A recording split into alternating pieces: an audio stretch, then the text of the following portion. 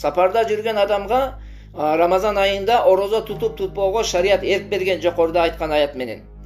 Бирок ошол мусафирга эгерде зыяны жок болсо, эч бир кыйынчылык жок болсо, эч бир мындайча айтканда коркунуч жок боло турган болсо, кыйналып калам деп. Анда мусафирга орозо тутуу жакшы биздин мазхабтын көз карашы боюнча.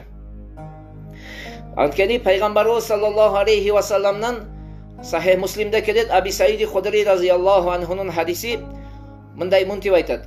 Abi Said Hudri. Kunna nagzu ma'a Rasulillahi sallallahu aleyhi ve sellem fi Ramadan. Biz Peygamber sallallahu aleyhi ve sellem menen çoğu Ramazan ayında joğo çıkçubuz. Faminna sa'i ve minnal muftir. Bizdin arabızdan birimiz oroza tutkan bolçu, birimizin ozu açık eledik. Fala yacidu sa'imu alal muftiri ve alal muftiri alal sa'imi. Oşonda Жанагы орозо туткан адам оозу ачык адамды же оозу ачык адам орозо туткан адамга эч бир ачууланбайт эле, эч бир аны тыйбайт эле, ага бир мындай болбойт деген сөздү айтпайт эле дейт. Ярауна анна ман важада кувватан фасама фа инна залика хасанун. Алардын бардыгынын көз карашы боюнча кимдин күчү болсо, ал күчү бар адамга ошол орозо тутууга күчү жетип, эч бир алсырап калуунун коркунучу жок болгон адамдарга орозо тутууну жакшы деп билишет дейт.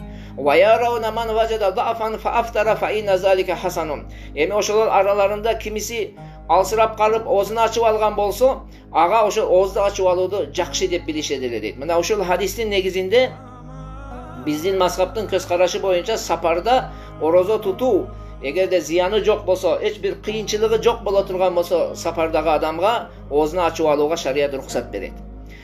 Бирок бул жерде дагы айта кетчү нерсе, эгерде жанагы оорулуу адам күндүз айыгып калды, же болбосо сапардагы адам күндүз үйүнө келип калды, жокоруда айтканыбыздай мисалга мусафир адам саат 10-да үйүнө келип калса, оозу ачык абалда үйүнө келип калса, жергиликтүү тургун болуп калса, анда ошол кечке дерим оозуну ачпай орозо тутукандарга сыяктуу жүрүшү бул важип болот мойнуна.